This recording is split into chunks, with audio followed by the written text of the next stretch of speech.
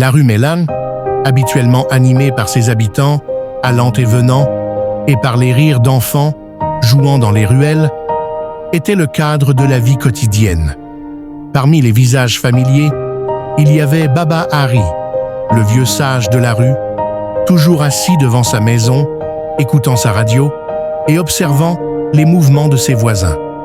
Puis, il y avait Doudou, une jeune femme toujours souriante, qui aidait sa mère à gérer une petite épicerie et saluait tout le monde avec une amabilité contagieuse. Un nouvel ajout à cette communauté vibrante était le restaurant de Mama Béa, une petite échoppe où se servait un héros succulent accompagné de Watfoufou. Rapidement, le restaurant devint un lieu incontournable pour les habitants du quartier et même ceux des environs. Pourtant, dès l'installation de Mama Béa et de sa famille, quelque chose d'étrange commença à se produire. Les chiens de Monsieur Benson, habituellement calmes, devinrent agités et aboyaient chaque fois que la famille passait, comme s'ils sentaient un danger invisible aux yeux des humains. Malgré cela, la vie continuait normalement. Les clients se régalaient de la nourriture, mais certains remarquèrent des comportements étranges. Peu à peu, Mama Béa et sa famille devinrent plus distants. Leurs salutations chaleureuses disparurent et l'atmosphère du restaurant devint froide et détachée, bien que la nourriture soit toujours aussi savoureuse. Les habitants, intrigués, commencèrent à chuchoter entre eux. Pourquoi la famille semblait-elle si différente? Pourquoi ne les voyait-on jamais quitter leur boutique? Puis, à la veille du Nouvel An, tout prit une tournure encore plus étrange. Le magasin, habituellement fermé à une heure raisonnable, resta ouvert tard dans la nuit. Le lendemain matin, à la surprise générale, le restaurant était complètement vidé.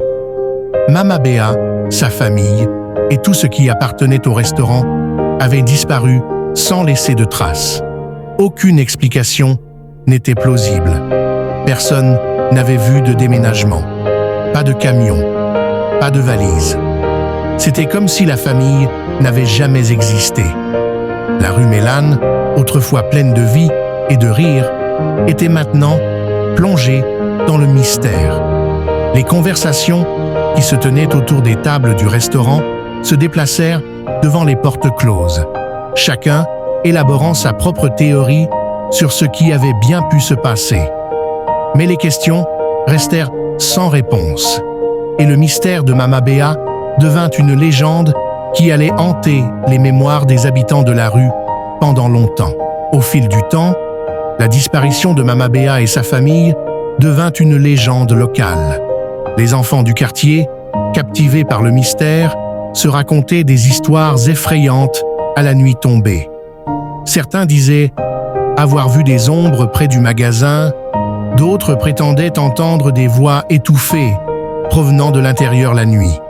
Le magasin désert devint un lieu à éviter, surtout après la tombée de la nuit. Même les adultes, autrefois sceptiques, commencèrent à croire que quelque chose de plus profond se cachait derrière ce départ soudain. Malgré toutes les théories, l'énigme restait entière. Certains évoquaient des liens avec des pratiques occultes, d'autres penchaient pour une simple fuite, mais sans preuve concrète.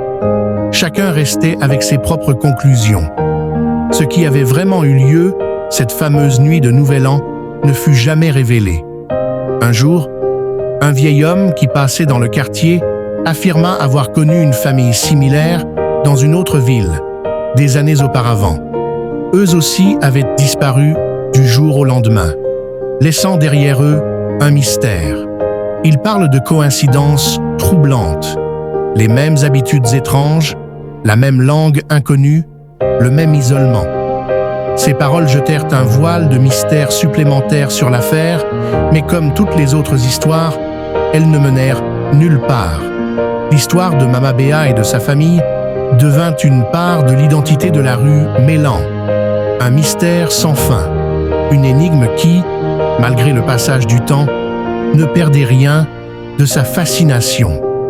Les nouveaux arrivants entendaient parler de la famille disparue et, bien qu'ils aient d'abord du mal à y croire, les détails étranges de l'histoire finissaient toujours par les intriguer. Ainsi, la rue Mélane se retrouva à jamais marquée par le départ inexpliqué de cette famille, et chaque nouvel an, une poignée d'habitants jetait toujours un coup d'œil vers le vieux magasin, comme pour s'assurer qu'il ne se passerait rien d'étrange, ou peut-être espérer voir la famille revenir d'où elle était partie, ramenant avec elle les réponses tant attendues. Mais le mystère restait entier, laissant à chacun le soin de tirer ses propres conclusions. La famille de Mama Béa était devenue un véritable mystère pour les habitants de la rue Mélane. Leur comportement étrange, leur refus de saluer les voisins et leur vie recluse dans un petit magasin sans fenêtre ne manquaient pas d'attirer l'attention. Personne ne comprenait la langue qu'ils parlaient, et certains habitants commencèrent à penser que cette famille n'appartenait peut-être pas au monde des vivants.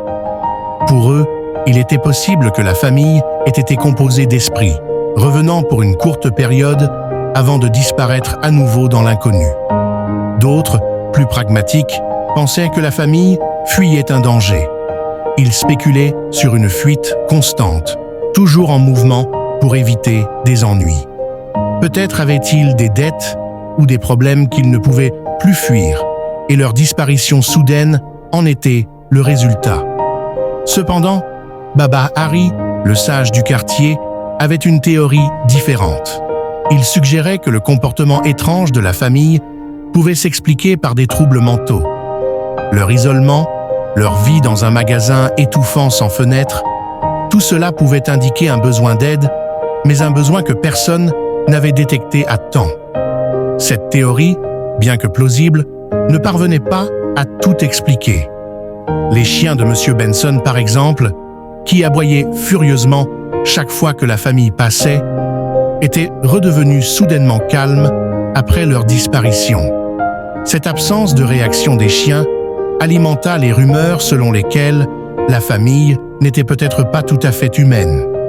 Certains pensaient que les chiens, plus sensibles aux phénomènes paranormaux, tentaient de les avertir depuis le début. Au fil des semaines, la vie dans la rue Mélane reprit son cours habituel. Les rumeurs s'estompaient, mais le magasin vide de Mama Béa restait un rappel silencieux du mystère qui avait marqué la communauté. Doudou, qui passait devant tous les jours, ne pouvait s'empêcher de se demander où était partie la famille et s'il reviendrait un jour. Monsieur Benson, quant à lui, restait perplexe face au calme retrouvé de ses chiens. Le mystère de la famille de Mama Béa demeura irrésolu. Qu'ils aient été des fantômes, des fugitifs ou simplement des personnes luttant contre des difficultés invisibles, personne ne le saura jamais. Mais une chose est sûre, leur histoire restera gravée dans les mémoires des habitants de la rue Mélane. Et vous, que pensez-vous qu'il est réellement arrivé à Mama Béa et sa famille ?